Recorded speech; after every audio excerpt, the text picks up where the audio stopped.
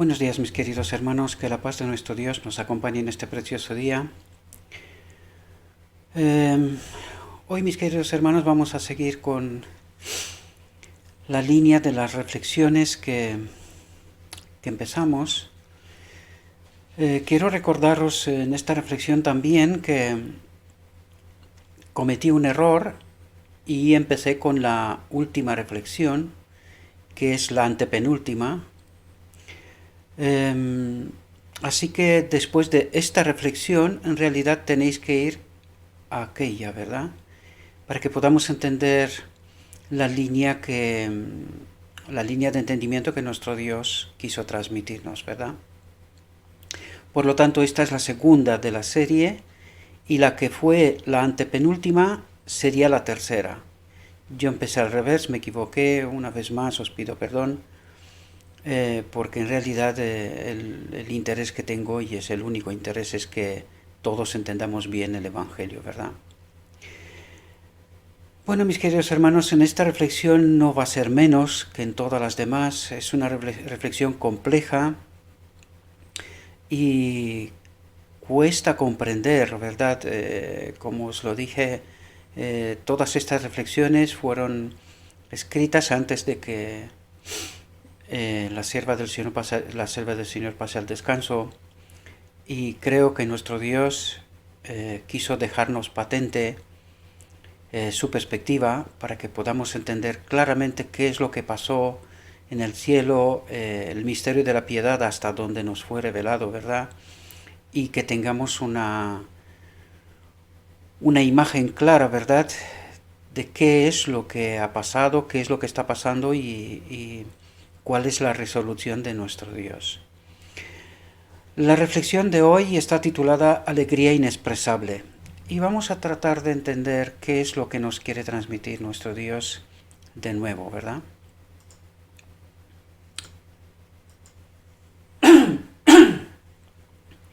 Que Dios pudiera redimir a los pecadores hizo gozo en el cielo.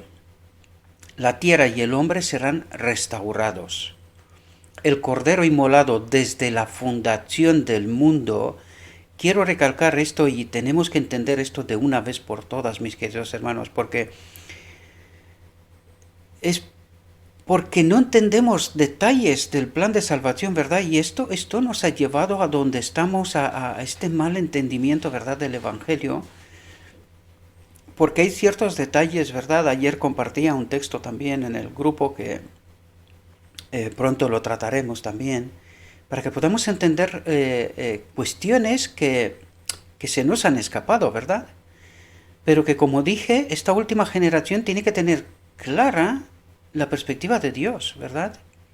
Y el propósito no es otro que el que también vamos a ver aquí, es que el enemigo de Dios no nos vuelva a engañar, ¿verdad? Nuestro Dios necesita que su nombre sea glorificado en esta última generación, ¿verdad? Aparte de la obra que Cristo ya ha hecho, ¿verdad? Y en esta reflexión vamos a ver realidades profundas, mis queridos hermanos. Y debemos de entender que el Cordero inmolado desde la fundación del mundo, es decir, Él fue inmolado, por eso lo está diciendo, inmolado desde la fundación del mundo. Tenemos que entender esto. El sacrificio para la expiación no se hizo en la cruz. Es parte de Él, sí, pero el sacrificio para la expiación es el Hijo de Dios, su naturaleza. Y esto se hizo efectivo en la encarnación. Hoy vamos a ver que en realidad no hubiese sido necesario esto. Y vais a ver por qué. Vamos a ver que esta reflexión no es menos que las demás, ¿verdad? Tiene profundidad y bastante, ¿verdad? Por lo tanto, que Dios pudiera redimir a los pecadores hizo gozo en el cielo, la tierra y el hombre serán restaurados, el Cordero inmolado desde la fundación del mundo, la luz en ambas dispensaciones. Es decir, este es el título y nos presenta desde el principio los planos sobre los cuales vamos a hablar. Cuando el plan de salvación fue revelado a los ángeles, atentos, cuando el plan de salvación fue revelado a los ángeles, ¿cuándo fue revelado a los ángeles?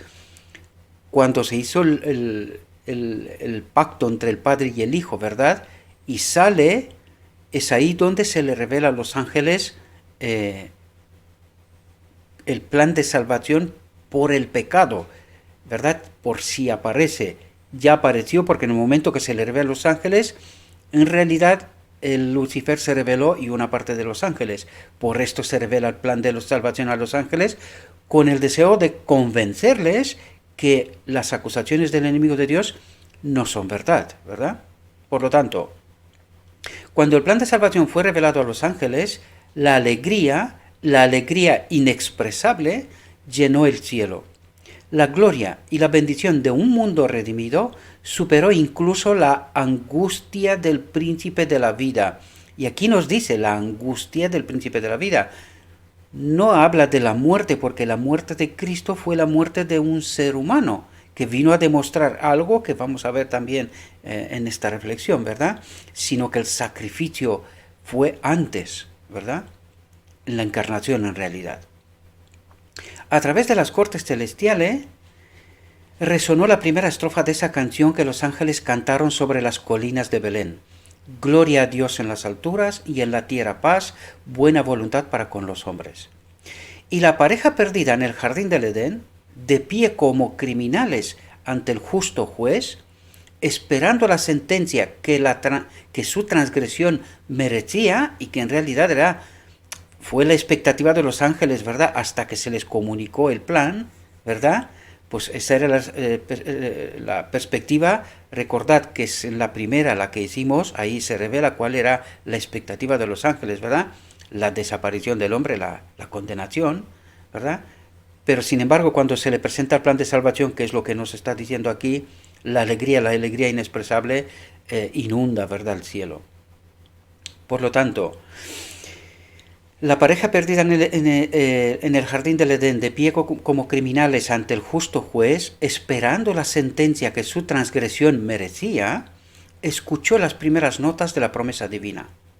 Antes de que la vida de trabajo y dolor, y aquí entendemos que no era el plan inicial, no era como fue creado Adán y Eva para vida de trabajo y dolor, ¿verdad? Sino que es otro tipo de vida.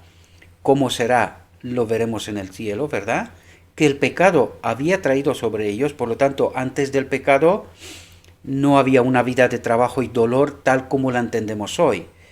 Sí hay trabajo, hay cosas que hacer, pero claro, no conocemos la perspectiva del cielo, por lo tanto no podemos comentar sobre esto, pero desde luego no será la misma que aquí, ¿verdad? Que el pecado había traído sobre ellos fuera descrita ante ellos antes de que el decreto de que la paga del pecado es la muerte fuera pronunciada.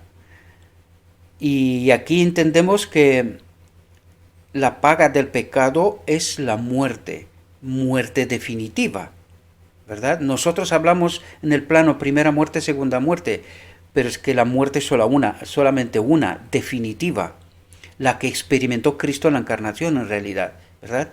En una reflexión anterior, creo que fue precisamente la tercera que dije yo, creo que dije que Cristo experimenta en la cruz la segunda muerte, pero este es un error porque Cristo no puede experimentar dos veces la segunda muerte, sino que experimentó la encarnación y en la muerte en la cruz fue la muerte del Adán natural, el hombre natural, ¿verdad? Porque esta muerte de la cruz no era necesaria, ¿verdad? No era necesaria. Y cuando entiendes bien el plan que Dios trazó y entiendes bien las cosas que había en el cielo, y hoy vamos a comentar sobre estos asuntos, podemos darnos cuenta que la muerte de la cruz no era necesaria, ¿verdad? Fue necesaria debido a lo que pasó, pero no era el plan original. Y lo vamos a comentar hoy. Vamos a tratar de ir un poco en profundidad sobre este asunto para ver si podemos desengranar cuanto más profundo posible, ¿verdad? De lo que Dios nos ha revelado ya, ¿sí? Antes de que el decreto de que la paga del pecado es la muerte fuera pronunciada, escucharon la promesa de redención, la promesa que se le hizo a Adán en Edén, ¿verdad? Aunque debían sufrir por el poder de su poderoso enemigo, por los méritos de Cristo, podían esperar la victoria. Y dice, podían esperar la victoria, condicionante. Lo entendemos una vez más, ¿verdad? El misterio del Evangelio fue hablado en el Edén cuando Dios dijo a la serpiente, pondré enemistad entre tú y la mujer, y entre tu descendencia y la suya. Te herirán la cabeza, y tú le herirás en el talón. Si Satanás hubiera podido tocar la cabeza con sus engañosas tentaciones, es decir, hacer a Cristo pecar, ¿verdad?, la familia humana se habría perdido. Pero el Señor había dado a conocer el propósito y el plan del misterio de la gracia, declarando que Cristo había herido a la serpiente bajo sus pies. La tierra y el hombre serán redimidos. Pero no solo el hombre había quedado bajo el poder del engañador, sino que la tierra misma, el dominio del hombre, fue usurpada por el enemigo. A través del plan de salvación, el sacrificio de Cristo, no solo el hombre, sino su dominio debía ser redimido. Por los méritos de Cristo, todo lo que el hombre perdió por el pecado debía ser restaurado. Llegaría el momento en que ya no habría maldición al final del tiempo, ¿verdad? Cuando el Satanás y sus ángeles desaparecerán, ¿verdad? Pero el trono de Dios estaría en él, en la tierra, ¿verdad? Y sus siervos, la tierra restaurada, y sus siervos le servirían. La promesa se cumpliría. Los justos heredarán la tierra y vivirán en ella para siempre. Esta tierra restaurada y con Cristo como cabeza de esta nueva humanidad, ¿verdad? Y eso ya nos dice algo, ¿por qué Cristo es la cabeza de esta nueva humanidad? Esto ya, si pensamos profundamente, podemos entender, ¿verdad? Y hablaremos, de alguna manera hablaremos en esta reflexión también. Justamente ahora toca lo que decía antes, ¿verdad? Vaya con mi voz. Una demostración al universo. A través del plan de salvación, y atentos porque aquí nos tiene que revelar cosas, ¿verdad? Dice, un propósito más grande se llevará a cabo incluso que la salvación del hombre y la redención de la tierra. Atentos aquí. A través de la revelación del carácter de Dios en Cristo, por lo tanto, aquí nos dice que nosotros sabemos qué es el carácter de Dios. Su espíritu en nosotros. ¿Qué es la ley? Su espíritu en nosotros. Por lo tanto, ¿qué es lo que nos dice aquí? A través de la revelación, por lo tanto, el Padre se revela a través del carácter de Cristo, a través de su espíritu en Cristo. Eso es lo que está diciendo. Atentos. A través de la revelación del carácter de Dios en Cristo. Por lo tanto, era el Espíritu de Dios en Cristo. Cristo, ser humano. Podemos entender, por esto es el modelo. Porque Él viene a hacer lo que Adán no hizo en realidad, ¿verdad? Aquí deberíamos también de pensar si Adán no hubiese pecado, ¿qué hubiese pasado? ¿Verdad?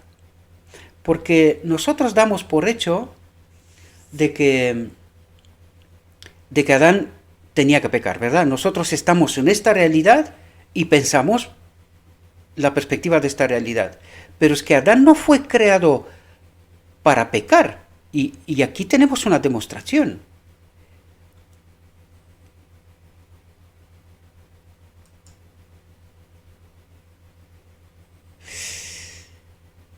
Fijaos, dice, ciertamente no era el propósito de Dios que el hombre fuera pecador. Por lo tanto, aquí entendemos claramente que no era el propósito de Dios que el hombre fuera pecador. Hizo a Adán puro y noble sin tenderse al mal. Lo puso en el Edén, donde tuvo todos los incentivos para permanecer leal y obediente. Y fijaos lo que dice, la ley se colocó a su alrededor como salvaguardia. Pero aquí tenemos que entender claramente que la ley se colocó como salvaguardia por alguna razón. Si Adán no hubiese pecado, ¿verdad? ¿Era necesaria la muerte de Cristo? Pensémoslo. Fijaos, sabemos que los ángeles han rechazado, ¿verdad?, la invitación de Dios. Dios, lo leímos antes, empezó por ahí. Dios presentó el plan de salvación a los ángeles. Ahora bien, debemos y entendemos que se le presentó el plan de salvación tal como lo sabemos ahora, después de que el hombre pecó. Pero, ¿y si Adán no hubiese pecado? Tal como vemos, Adán no fue creado con el propósito de pecar, sino de vivir eternamente en obediencia. Y dice, la ley, el carácter de Dios, se colocó como salvaguardia para Adán, ¿verdad? Eso era el carácter de Dios, eso es la ley, el carácter de Dios, su espíritu en Adán fue como salvaguardia, ¿verdad? Lo mismo que para todos los seres celestiales. Ahora la pregunta es,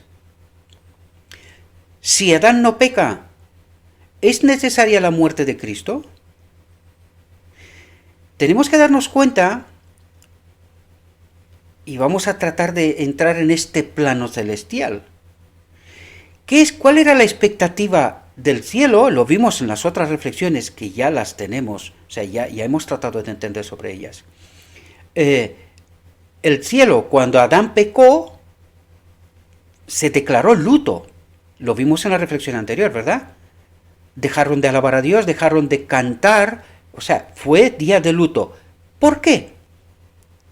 Pues aquí nos damos cuenta que el sacrificio de Cristo no hubiese sido necesario. Si los ángeles, es decir, al enemigo de Dios se le dio tiempo y oportunidad para demostrar que lo que él propone es real, ¿verdad? Es real. Sabemos que todos los seres celestiales del cielo rechazaron su propuesta. Solamente una parte de los ángeles la aceptaron, ¿verdad? Bien, ¿qué significaba ese tiempo y oportunidad? Fue la creación de Adán en realidad, ¿verdad? Este era el tiempo, la oportunidad. ¿Por qué? Porque Adán no tenía presente lo que estaba pasando en el cielo. Aunque cuando a Adán se le crea, nosotros sabemos, por otros textos, que Dios sí le explica, ¿verdad?, el conflicto, le está explicando lo que está pasando en el cielo. Y lo pone sobre aviso, ¿verdad? Pero la expectativa del cielo era que Adán no peque.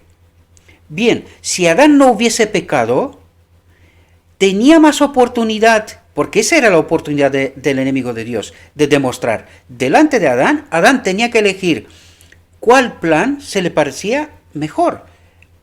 Lo que Dios le propuso, ¿verdad?, su espíritu en ellos y esa vida eterna, o la propuesta del enemigo de Dios, una vida de total libertad, que hoy ya sabemos de qué va, ¿verdad? Entonces, si Adán no hubiese pecado, no hubiese sido necesaria la muerte de Cristo, porque los ángeles rechazaron este plan. ¿Entendemos? Ellos rechazaron este plan. Por lo tanto, la oportunidad que les había ofrecido, es decir, la elección de Adán, si Adán no hubiese pecado, lo único que pasaba, lo único que tenía que haber pasado, es que el enemigo de Dios y sus ángeles morirían, desaparecerían, porque en esta oportunidad que se le había ofrecido, fallaron, ¿verdad? Adán ya había elegido a Dios. Por lo tanto, no era necesario el sacrificio de Cristo. ¿Podéis entender? Porque Adán hubiese demostrado que Dios tiene razón. Es decir, ¿qué es lo que venía? A través de la elección de Adán, ¿qué es lo que demostraba? Fijaos lo que dice aquí. A través de la revelación del carácter de Dios en Cristo, pero esto lo entendemos después, ¿verdad? Dice, la beneficencia del gobierno divino se manifestaría ante el universo, pero no había hecho falta que se manifieste en Cristo, sino que ya se manifestaba en Adán.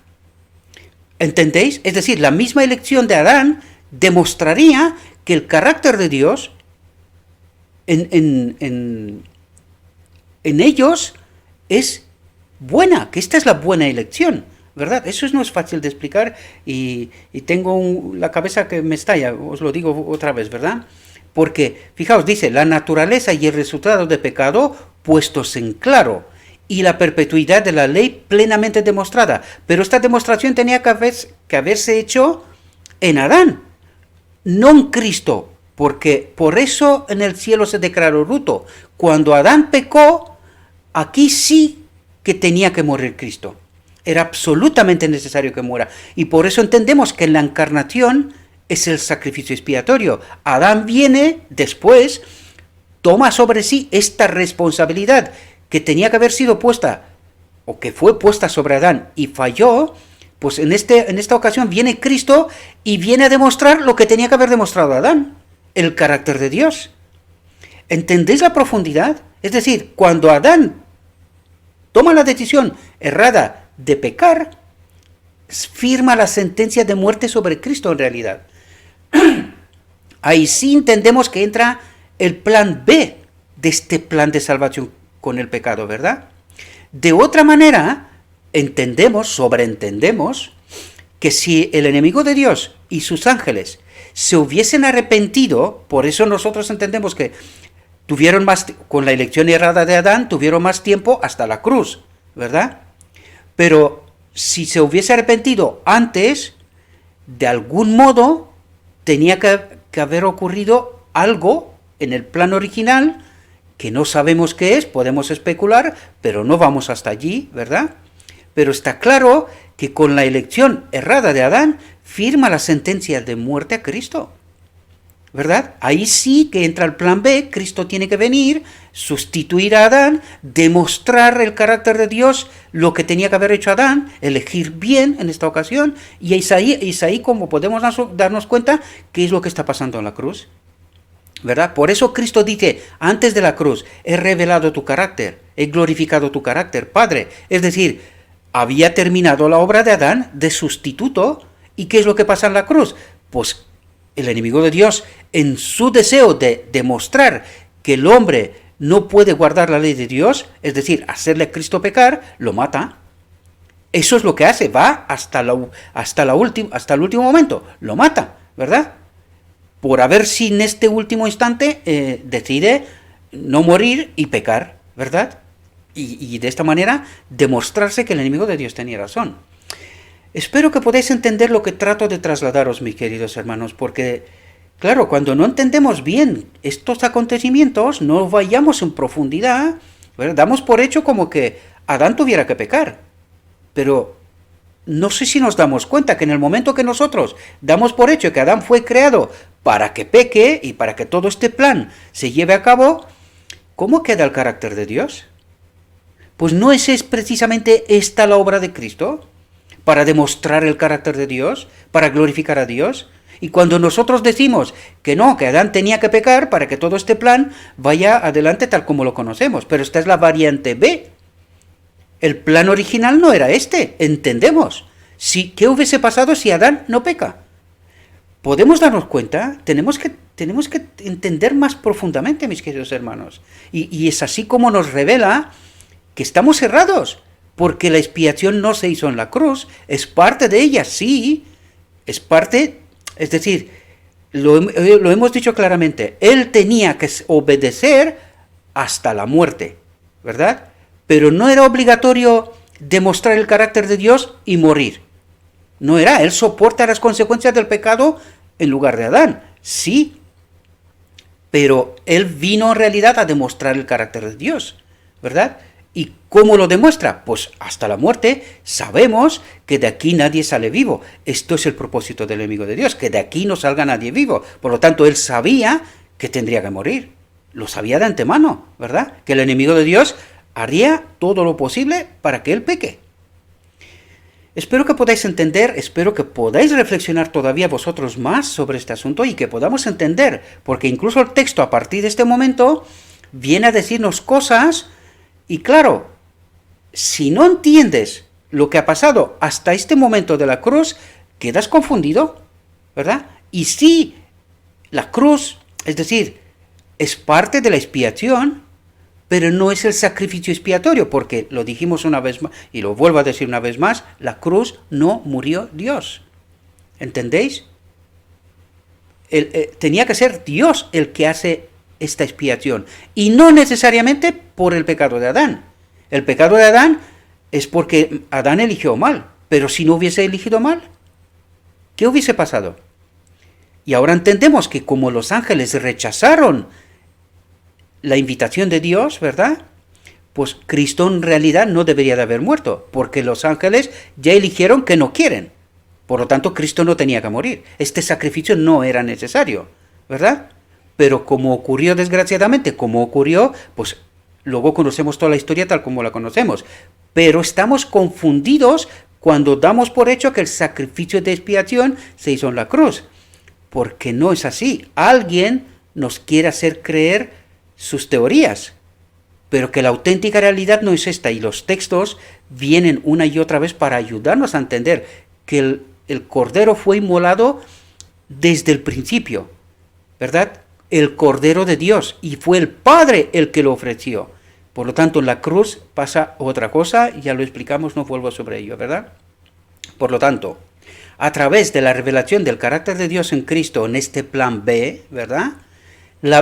Porque eso vino a ser, a demostrar cuál es el auténtico carácter de Dios, ¿verdad?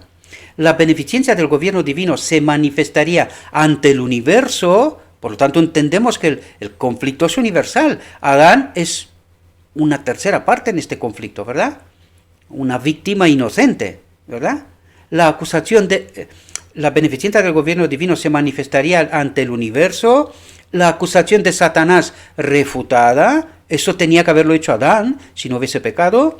La naturaleza y el resultado del pecado puestos en claro, porque ellos tenían que haber muerto los ángeles, ¿verdad? Y por lo tanto ahí quedaban claro la mentira y el engaño de Satanás.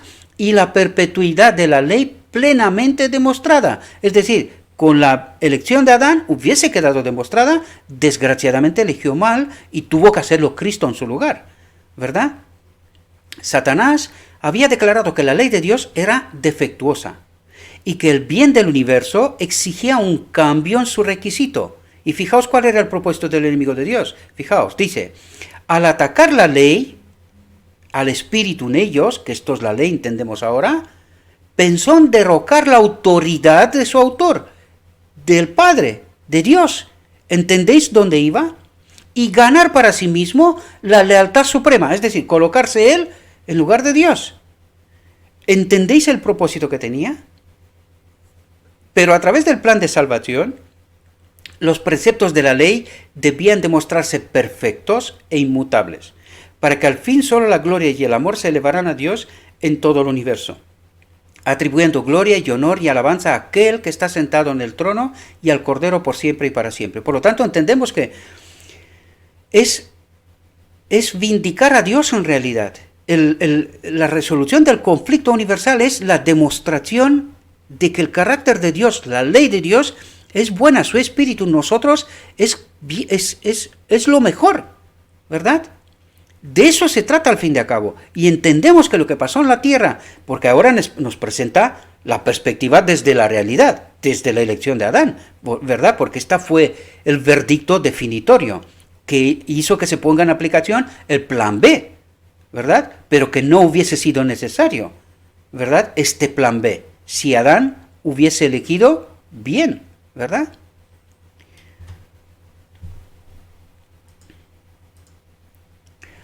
Al hombre caído se le reveló el plan de sacrificio infinito a través del cual se iba a proporcionar la salvación. Por lo tanto, fijaos, dice, al hombre caído se le reveló el plan de sacrificio infinito. Una vez hablamos, la cruz, ¿qué sacrificio infinito ha habido? Cristo muere y resucita. ¿Dónde es el sacrificio infinito? ¿Podéis entender? Y él preserva la naturaleza del segundo Adán. ¿Por qué no vuelve a la primera? Hagámonos preguntas, pensemos profundamente, ¿verdad? Para que podamos darnos cuenta de qué es lo que en realidad Dios quiere trasladarnos, transmitirnos, que entendamos, ¿verdad? Porque su deseo es que entendamos el auténtico conflicto. Esto lo hizo con Adán y esto trata de hacerlo con nosotros. Desgraciadamente nuestra mente, tocada por el pecado, ¿verdad?, pues tiene las percepciones cada vez más insensibles, por decirlo de alguna manera. Nos cuesta entender. Es más, nos cuesta cambiar de opinión, porque llevamos tanto tiempo diciendo y estableciendo teorías y doctrinas que ahora nos resulta complicado cambiarlo. Más cuando viene un tipo como yo y dice lo que está diciendo. Es mucho más fácil que pase lo que pasó con Cristo. Está equivocado, lo matamos. Pues ¿qué tiene que pasar ahora?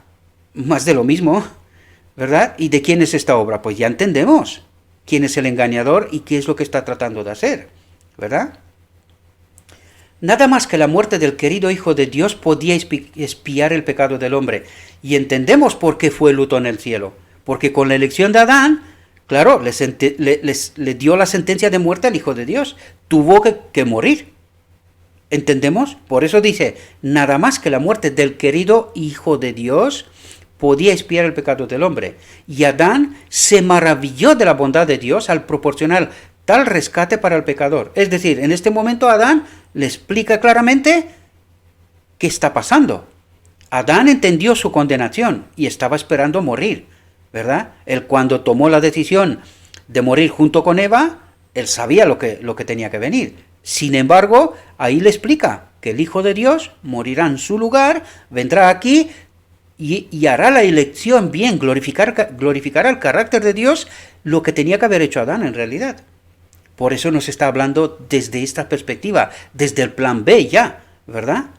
Nada más que la muerte del querido Hijo de Dios podía expiar el pecado del hombre, y Adán se maravilló de la bondad de Dios al proporcionar tal rescate para el pecador, que en lugar de morir, le daba la perspectiva de en algún momento volver. Bueno, él creía que pasaría todavía en su vida, no sabía que tendría que morir y que en algún día será llamado de nuevo a la vida, ¿verdad? A través del amor de Dios, una estrella de esperanza iluminaba el terrible futuro que se extendía ante el transgresor. A través de la institución del típico sistema de sacrificio y ofrenda, la muerte de Cristo debía mantenerse siempre ante el hombre culpable para que éste pudiera comprender mejor la naturaleza del pecado. Y dice, para que comprendiese mejor la naturaleza del pecado. No para que expíe, sino para que entienda la naturaleza del pecado. O sea, que entienda cuál es la consecuencia del pecado, que Cristo iba a morir. Precisamente porque nosotros lo vamos a matar. Eso es lo que nos ayuda a entender, para que el hombre pudiera comprender mejor la naturaleza del pecado. Es decir, que en nuestra condición lo mataríamos. ¿Podemos entender? Los resultados de la transgresión y el mérito de la ofrenda divina. Si no hubiera habido pecado, el hombre nunca habría conocido la muerte, y Cristo tampoco. ¿Entendemos? Pero la inocente ofrenda asesinada por su propia mano vio los frutos del pecado. ¿Qué está diciendo? Primero, porque Adán asesina, asesina, podemos decir, porque Cristo tiene que morir, ¿verdad? Asesina a Cristo. Y aquí puede ver, pero la inocente ofrenda asesinada por su propia mano vio los frutos del pecado, la muerte del Hijo de Dios en su nombre. Y claro, esto no nos habla de la cruz, nos habla de la cruz como consecuencia de la naturaleza del pecado, pero nos habla luego, nos traslada en el cielo, que el Hijo de Dios tenía que abandonar el trono celestial y morir por el hombre, para rescatar al hombre. Espero que podamos entender lo que trato de explicaros, mis queridos hermanos. Y si no entendéis bien, tenéis un canal de Telegram, podéis entrar y charlamos sobre este asunto. Vamos a ver si podemos entenderlo de una vez bien. Pero yo espero que con todo lo que os explico y con vuestro estudio personal, con estos textos que ya están traducidos, podáis también entender. Lo hemos tocado en el pasado y cada vez que se nos presenta la ocasión, volveremos a explicar todo esto para que se entienda que no son mis alucinaciones, sino que es lo que en realidad el texto trata de trasladarnos, de que entendamos. Y esta última generación tiene que entender esto. Por lo tanto, entendemos que esta es la obra de Dios, de que por una vez su pueblo entienda la auténtica realidad, ¿verdad? Es necesario para que no vuelva a ser engañado. Es absolutamente necesario. Ve el carácter inmutable de la ley que ha transgredido y confiesa su pecado. Confía en los méritos del Cordero de Dios que quita los pecados del mundo. Y entendemos la encarnación, ¿verdad? El plan de salvar a los pecadores siempre es el mismo. El plan de salvar a los pecadores solo a través de Cristo fue el mismo en los días de Adán, Noé, Abraham y en cada generación sucesiva que vivió antes del advenimiento de Cristo, como lo es en nuestros días. Los patriarcas, los profetas, los mártires del justo Abel esperaban la llegada de un Salvador y mostraron su fe en él con sacrificios y ofrendas. El sacrificio de las bestias ensombreció la ofrenda sin pecado del querido Hijo de Dios y señaló su muerte en la cruz. Pero en la crucifixión el tipo se encontró con el antitipo y el sistema típico allí cesó. Entendemos lo que pasó allí.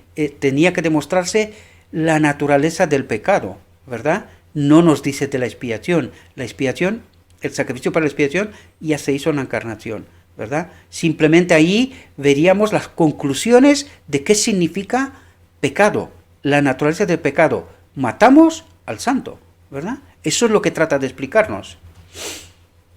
El centro de ambas dispensaciones.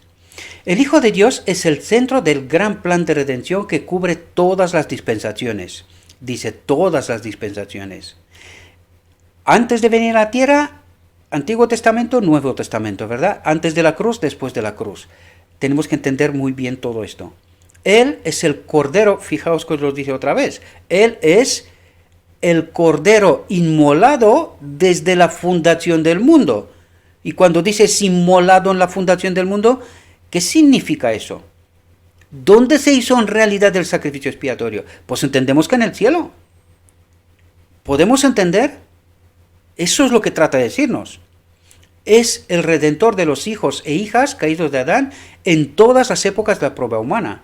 No hay salvación en ningún otro, porque no hay otro nombre bajo el cielo dado a los hombres en que podamos ser salvos. Cristo es la sustancia, que es el auténtico sacrificio, la sustancia como el Padre, por eso dice la sustancia, o cuerpo que vuelve a proyectar su sombra en las dispensaciones anteriores. Cuando Cristo murió, la sombra cesó.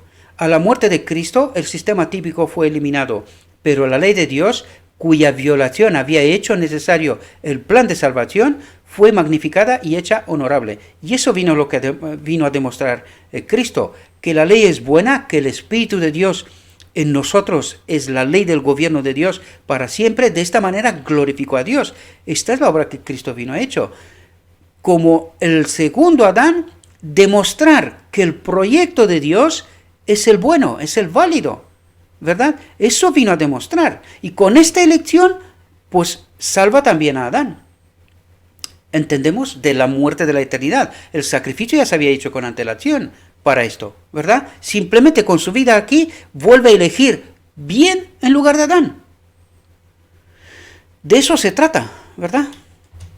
El Evangelio fue una buena noticia de gran alegría para Adán, Noé, Abraham y Moisés, porque les presentaba un Salvador que venía. Una luz más clara y gloriosa brilla ahora sobre el cristiano. Aquellos que vivieron antes de la venida de Cristo esperaron con fe su llegada, pero lo tuvo que ser captado por la fe por ellos. Es una seguridad para nosotros porque sabemos que Cristo ha venido como fue predicho por los profetas. Es tan esencial para nosotros tener fe en nuestro Redentor que vino a la tierra y murió nuestro sacrificio, como lo fue para los antiguos creer en un Redentor por venir, representado por sus ofrendas y sacrificios. Por eso os digo que no es fácil, porque utiliza además un lenguaje, y por eso yo dije que es ese principio donde las ovejas conocen la voz de Dios, ¿verdad? Los hijos de Dios entienden la voz de Dios. Cuando habla, ¿de qué habla? Y aquí nos habla, siempre nos tienen los dos planos, el del cielo y el de la tierra. Y claro, nosotros estamos confundidos cuando no entendemos qué es lo que ha pasado en el cielo. Y por eso es tan importante entender qué ha pasado en el cielo, qué ha ocurrido, qué es lo que ha pasado con Adán, cuáles son las consecuencias de aquella elección, ¿verdad? Para que luego podamos entender lo que nos traslada en este plan B, ¿verdad? Que fue necesario una vez que Adán eligió mal.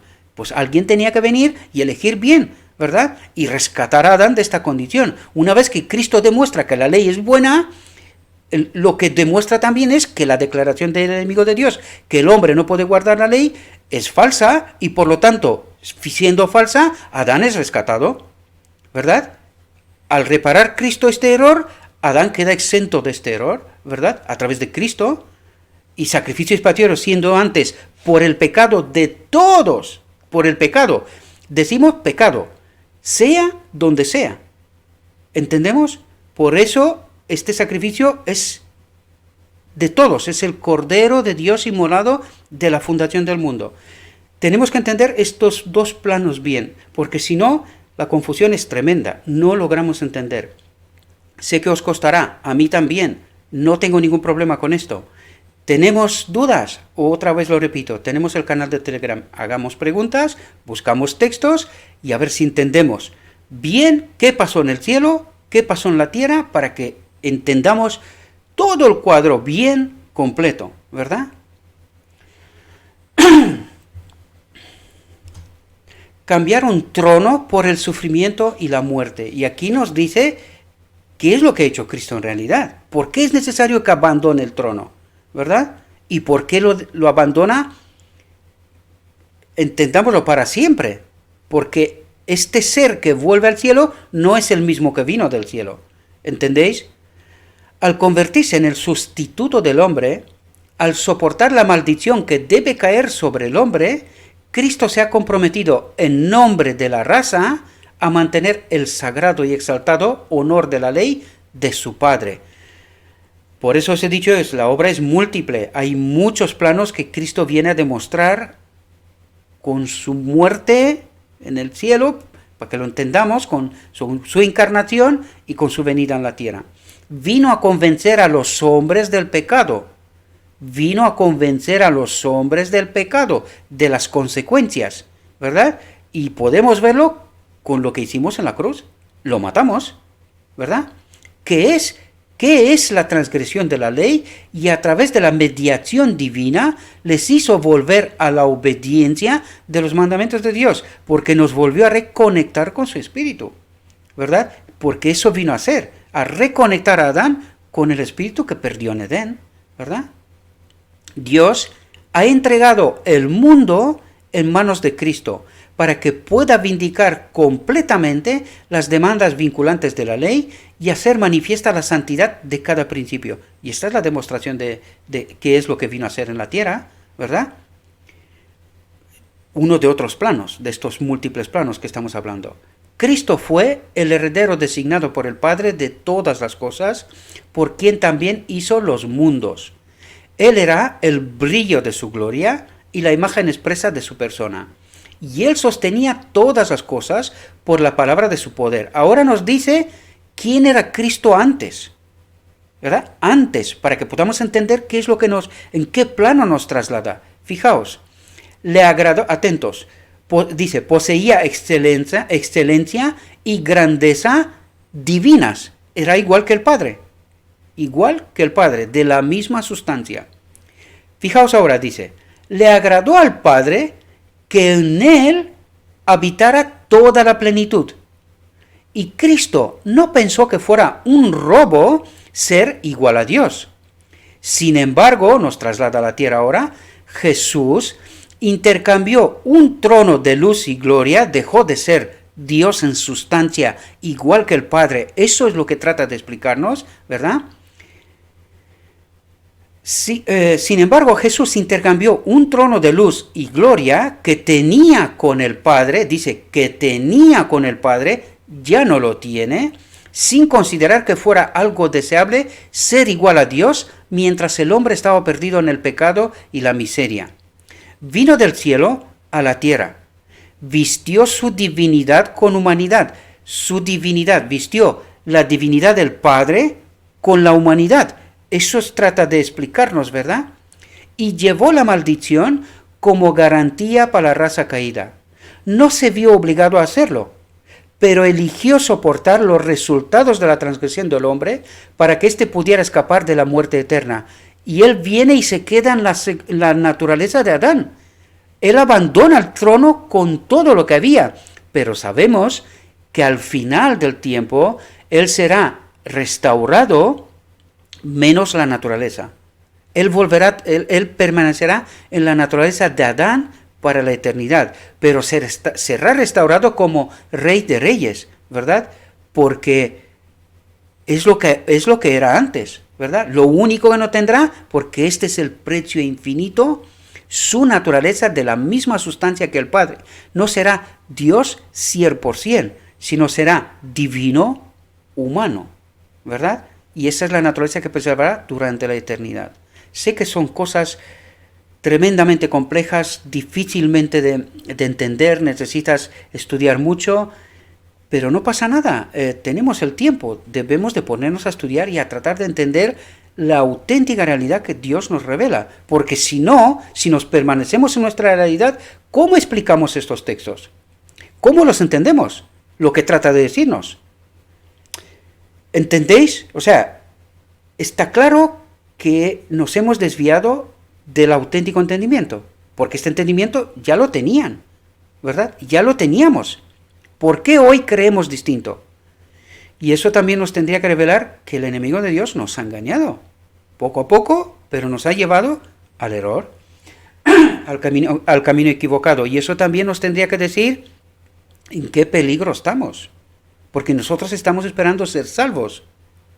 Pero en esta condición puede ser, y podéis entender de por qué solo habrá un pequeño grupo al final del tiempo, pero que la mayoría de la gente no querrá escuchar este mensaje, no querrá entender esta realidad, ¿verdad? Y otra vez os lo digo, no me tenéis que escuchar a mí, no, acercaos al texto, porque yo no soy nadie. O sea, ¿quién soy yo? No soy nadie. Entonces, ¿cómo he entendido estas cosas? Pues esto quiere decir que vosotros también podéis entenderlas, si así lo deseáis. Si no lo deseáis, no vais a entender, eso está claro. Sin el Espíritu de Dios no hay forma. Lo hemos leído en multitud de textos y los condicionantes para que podamos entender la auténtica perspectiva de Dios, ¿verdad?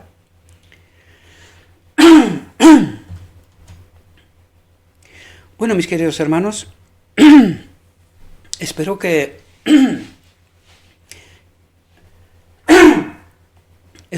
os pueda ayudar esta reflexión. Os invito, como siempre os invito, no confiad en lo que yo digo, ¿verdad? Soy un ser humano, puedo errar, ¿verdad? Pero claro, precisamente a esto os invito, porque a través de vuestro estudio, yo quiero saber cuáles son vuestras conclusiones, ¿verdad? Y si yo cometo algún error, pues vamos a ver si logramos entender entre todos cuanto más, ¿verdad? Por eso os invito, no tengáis en cuenta lo que yo digo, sino acercaros al texto, tratad de entender qué es lo que el texto trata de decirme, ¿verdad? Y tratad siempre de ir todo lo profundo que se puede. Pedid ayuda del Espíritu de Dios, porque está más que deseoso ayudarnos a comprender. Pero si nuestra mente permanece, porque claro, yo estoy peleando siempre con lo que sabía, y en mi mente casi me viene de manera automática lo que sabía. Y esto para mí es un impedimento a poder entender lo real, lo que el texto trata de decirme. Por lo tanto, tengo una lucha permanente con lo que sabía. Y yo trato de vaciar mi mente, pedirle a Dios que me ayude a entender qué es lo que Él quiere transmitirme. Porque si yo confío en lo que sabía, ¿verdad? Recordad qué hizo Pablo. Pablo, como fariseo, tuvo que tirar a la basura todo lo que sabía, se fue al desierto de Arabia, volvió a entender el Evangelio y luego volvió a predicarlo. Esto es de un modo que he intentado hacer yo, por eso me he tomado casi 2 años de estudio para tratar de entender esas realidades. Y os aseguro que voy descubriendo todavía, porque me encuentro textos y declaraciones que me ponen chaquemate. Digo, a ver, ¿esto qué es? ¿Qué me quieres decir? Y peleo para entender. Pues esta es mi invitación a vosotros también, mis queridos hermanos. Tratad de entender por vosotros mismos lo que el texto realmente nos quiere revelar, ¿verdad? Bueno, espero, mis queridos hermanos, que esta reflexión os haya podido ayudar una vez más. Y le pido a nuestro Dios que envíe su Espíritu y que cada uno de nosotros podamos entender la realidad según su santa voluntad, según su perspectiva, ¿verdad? Os deseo que tengáis un próspero día y que en todo lo que os he dicho, os lo he dicho en nombre de Cristo Jesús. Amén.